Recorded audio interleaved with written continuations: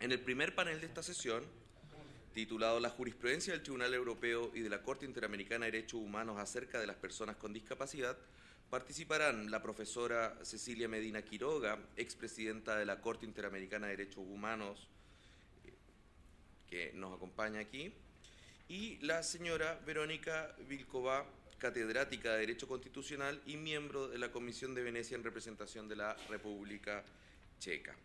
En el segundo panel de esta sesión, que se titula La protección de las personas con discapacidad a nivel nacional, casos de estudio, participarán, presentando la experiencia de Perú, el presidente del Tribunal Constitucional y miembro de la Comisión de Venecia en representación de su país, doctor Óscar Urbiola Hani, y presentando la experiencia de Colombia, la presidenta de la Corte Constitucional de Colombia, magistrada María Victoria Calle Correa, presentando la experiencia de El Salvador, el magistrado de la Sala de lo Constitucional de la Corte Suprema de Justicia de El Salvador, señor Rodolfo González Bonilla.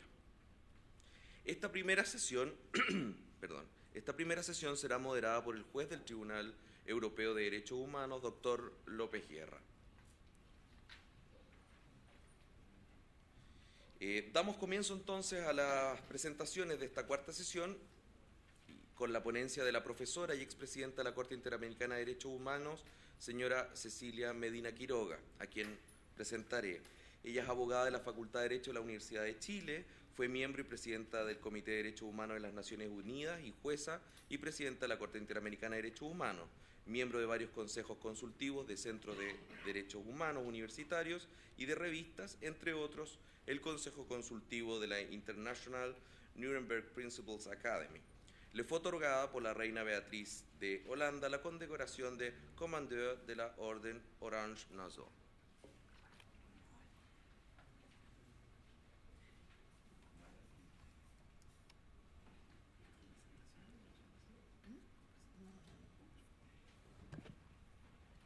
Buenos días. ¿Quién me va a avisar cuando yo tenga que me queden? Ya, listo.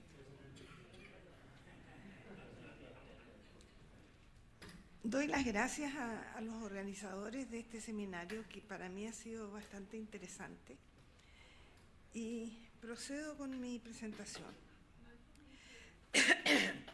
En honor de la intérprete, escribí la presentación, cosa que no hago jamás, y la voy a leer. El tema de la discapacitación se ha tocado poco en la Corte Interamericana, y además cuando lo ha sido, ha estado siempre acompañado de otras violaciones de derechos humanos, y a menudo todo esto se trata en conjunto. La jurisprudencia es escasa.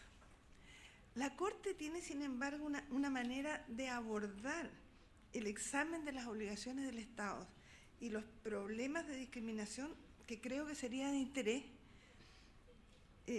para ustedes. Creo que la Corte ha enfocado de una manera eficiente y eficaz todo lo relativo a la protección de los derechos humanos de los grupos en situación de vulnerabilidad. La Corte acude a dos premisas de las que ya se ha hablado antes aquí. La primera es que los seres humanos son iguales en dignidad y derecho, lo que no significa que todos sean iguales en sus características. Lo que los iguala es solo su dignidad y sus derechos. Por otra parte, el Estado tiene obligaciones de respetar y garantizar el ejercicio pleno y efectivo de los derechos sin discriminación. Desde su primer fallo, Velázquez Rodríguez, la Corte interpretó la obligación de garantizar de una manera amplia para que ella abarcara todo lo que el Estado debía hacer para proteger a las personas sin discriminación.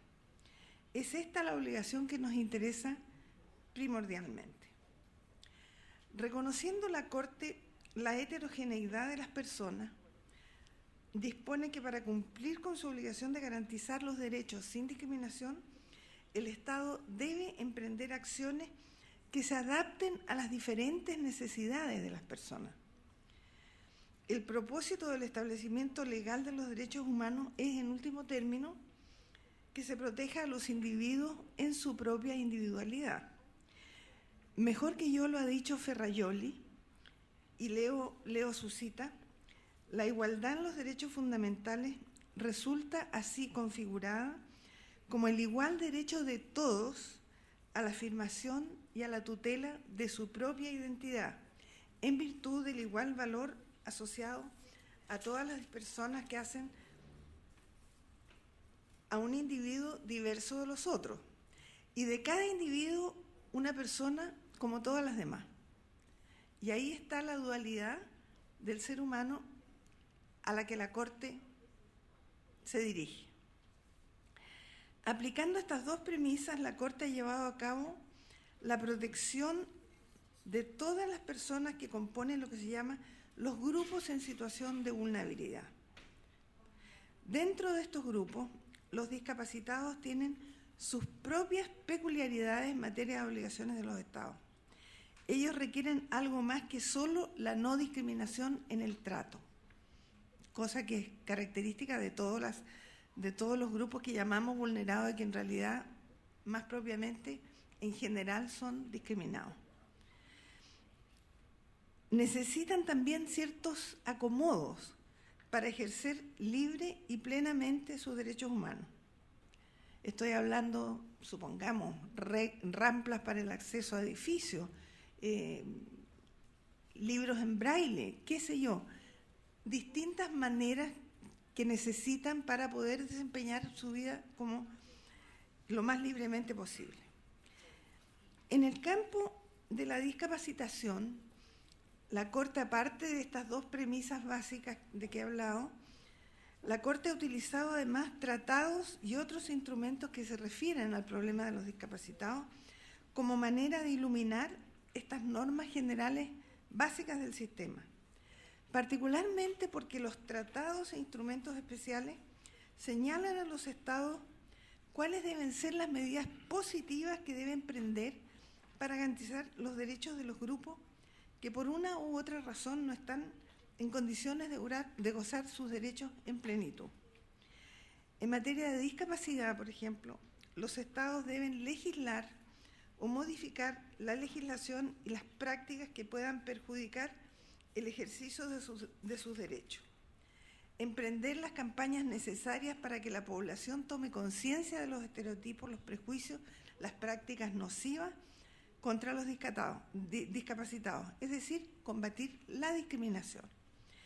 En otro plano, deberán promover la investigación y el desarrollo de bienes, servicios, equipos e instalaciones que las personas con discapacidad necesiten, que permita ayudarlas a desarrollar su vida de la mejor manera posible. También estos tratados y la Corte han vinculado la discriminación por la calidad de discapacitado con la pobreza, que naturalmente es un factor relevante para la calidad de vida de otras personas. Y de ello, por lo demás, los aspectos sociales y económicos de los derechos civiles y políticos, que básicamente se ha mencionado la salud como punto principal. La primera sentencia en que la Corte se refirió al tema de los discapacitados de una manera específica es el caso Jiménez López versus Brasil.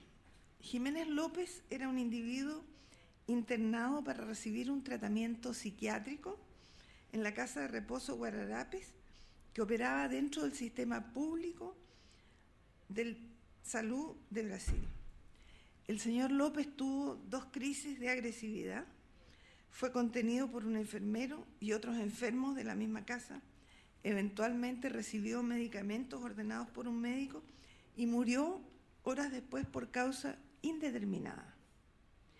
El examen de la Corte se realizó con el fin de decidir si se habían violado la vida e integridad personal de la víctima y los derechos a un debido proceso y a recursos judiciales de sus familiares.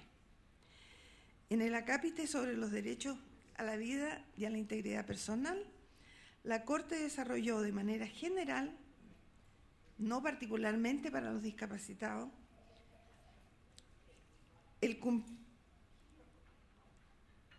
las obligaciones del Estado respecto del cuidado de la salud y de manera particular el cumplimiento de estas obligaciones cuando se trata de enfermos que padezcan de una discapacidad mental. Sostuvo que los enfermos hospitalizados se encuentran bajo el cuidado del Estado, puesto que de alguna manera están privados de libertad, por lo que el Estado es garante de que estas personas gocen de todos sus derechos humanos.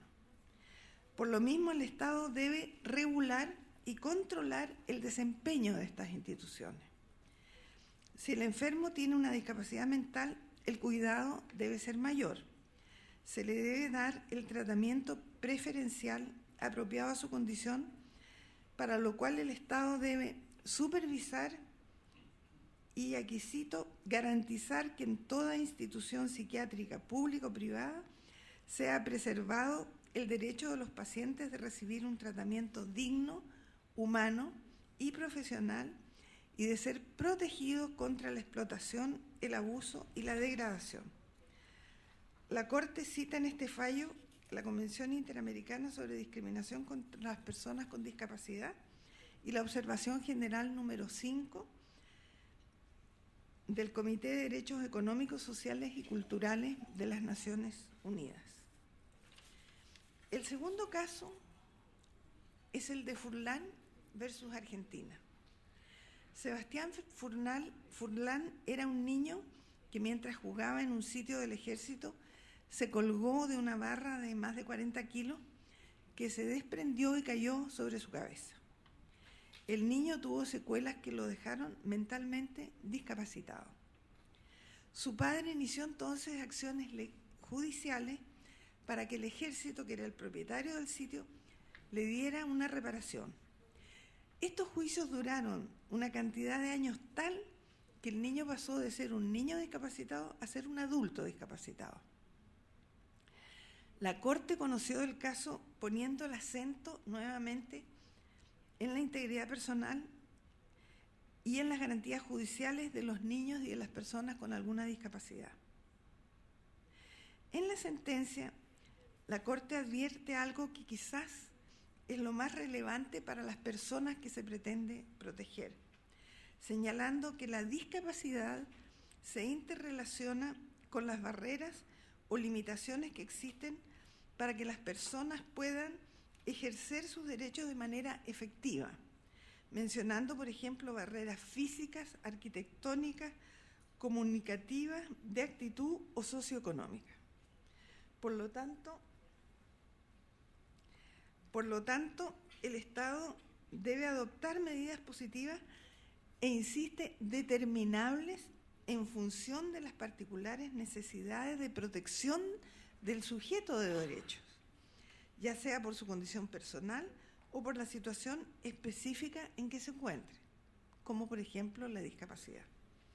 La Corte también se hace cargo allí del problema de la discriminación en la sociedad y decide que los estados deben adoptar las medidas apropiadas de carácter legislativo, social, por ejemplo, normas que permitan el casamiento de los discapacitados, normas que les permitan tener hijos,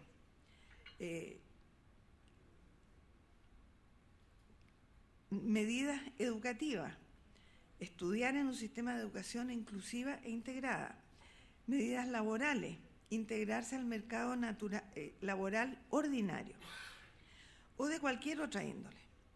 Por supuesto, aquí el acceso a la justicia es fundamental. Los estados deben realizar los ajustes de procedimiento que sean adecuados a la edad, si es un niño, o a los impedimentos de la persona, para facilitar el desempeño de sus funciones efectivas en tanto participantes directos de todo el procedimiento judicial. En el caso Furlan, la Corte examina la enorme tardanza del juicio y los efectos negativos que esto tuvo para que Salvador Furlan hubiera podido tener algún progreso en su enfermedad.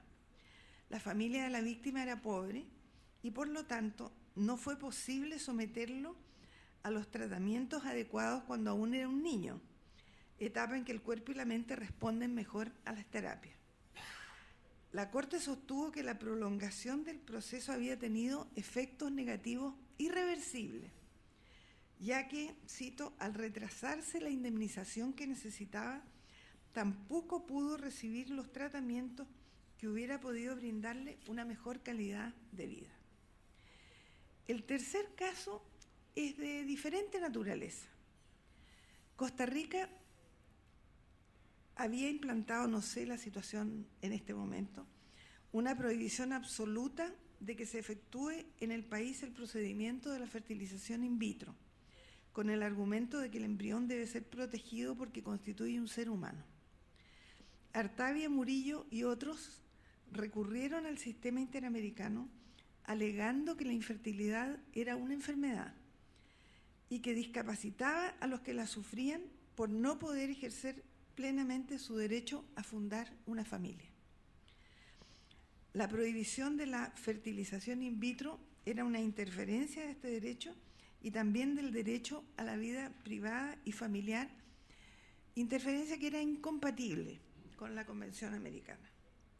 De esta manera, el caso se planteó aquí como un conflicto entre la vida del embrión y el derecho de los padres de ser ayudados para superar su incapacidad mediante este tratamiento médico impedido por el Estado al prohibir la fertilización in vitro. La Corte decidió en favor de los demandantes, determinando que el embrión no era titular del derecho a la vida, por lo cual no se estaba en presencia de un conflicto de derechos o de intereses, y en consecuencia la prohibición de fertilización in vitro era incompatible con la Convención Americana. Pero también habló la Corte de la discapacidad. Y en dichos términos la Corte consideró que la infertilidad era una limitación funcional reconocida como enfermedad y por lo tanto los demandantes debían considerarse protegidos por las normas sobre discapacidad que incluyen el derecho, entre otras cosas, de acceder a las técnicas necesarias para resolver problemas de salud reproductiva. Para tomar esta determinación, la Corte se basó en la calificación hecha por la Organización Mundial de la Salud de que la infertilidad era una enfermedad incapacitante, lo que había sido reafirmado por varios otros expertos. Se basó también en la Convención Interamericana sobre Discapacidad, que define a esta como una deficiencia física, mental o sensorial, ya sea de naturaleza permanente o temporal, que limita la capacidad de ejercer una o más actividades esenciales de la vida diaria, que puede ser causada o agravada por el entorno económico y social. Y ahí está la parte discriminatoria, digamos. En este caso, el derecho a fundar una familia y la autonomía reproductiva. El cuarto caso, que es el último que la Corte ha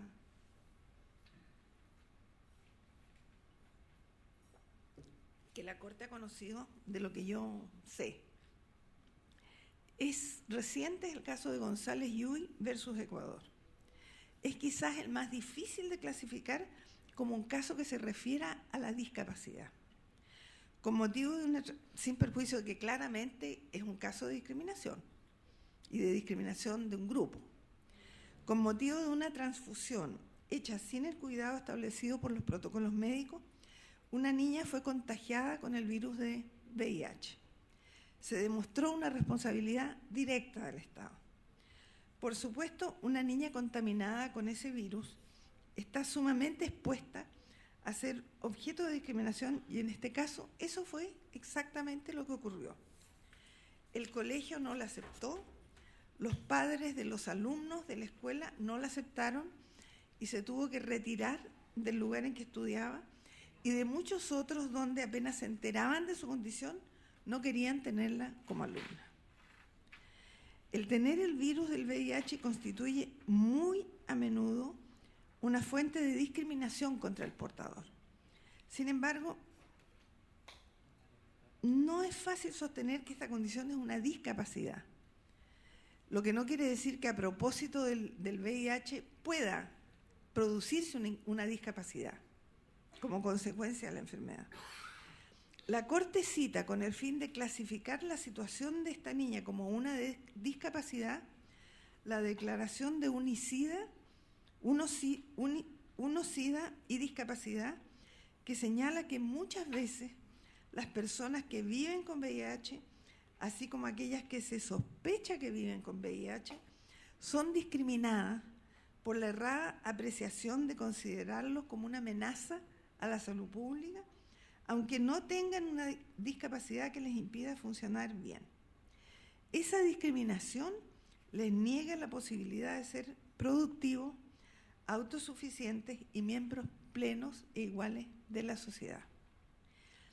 El fallo de la Corte examina, en este caso, los derechos a la vida, a la integridad y a la salud personal exactamente como en el caso de Jiménez López.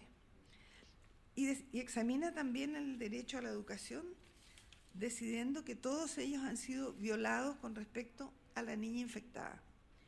En cuanto a la vida y a la integridad personal, a las que vincula con el derecho a la salud, la Corte se explaya, pero sin entrar específicamente al tema de la discapacidad y a la discriminación por el VIH, aunque ésta está presente a lo largo del fallo. En el derecho, respecto de la educación, el fallo sostiene que el Estado tiene 3 obligaciones con las personas que conviven con el VIH-Sida. La primera es otorgar el derecho a disponer de información oportuna y libre de prejuicios sobre este virus. La segunda es no prohibir el acceso a los centros educativos a las personas con VIH-Sida. Y la tercera es la obligación de que la educación promueva la inclusión y no la exclusión de estas personas dentro del entorno social. La conexión del VIH con la discapacidad se explica en el fallo al sostener que el hecho de que una persona viva con este virus o incluso la sola suposición de que lo tiene puede crear barreras sociales y de actitud que impida que ésta acceda en igualdad de condiciones a todos los derechos. Lo que yo pensaría es típicamente la discriminación. La relación entre este tipo de barrera y la condición de salud de las personas justifica el uso del modelo social de la discapacidad como enfoque relevante para valorar el alcance de algunos derechos involucrados. Como ustedes saben, la Corte permanentemente utiliza para iluminar los derechos que consagra la Convención Americana, normas que no son necesariamente obligatorias, pero que les sirven para desarrollar la escueta norma de la Convención misma. Las convenciones, naturalmente, siempre son expresadas en términos generales, con el fin de que puedan evolucionar sin tener que hacer una enmienda, un poco como la Constitución americana, que se desarrolla y se actualiza a través de la interpretación. Tengo dudas, insisto, en que el VIH por sí solo no solo cause discriminación, sino que también discapacidad, puesto que en principio la discapacidad implica una deficiencia de la persona que limita la capacidad de ejercer una o más actividades esenciales de la vida diaria. De cualquier modo, si se estima que considerar el VIH como un problema de discapacidad va en ayuda de los que poseen el virus, y esto no tiene consecuencias negativas para estos enfermos, no parecería haber ninguna objeción para que la Corte haya decidido esto.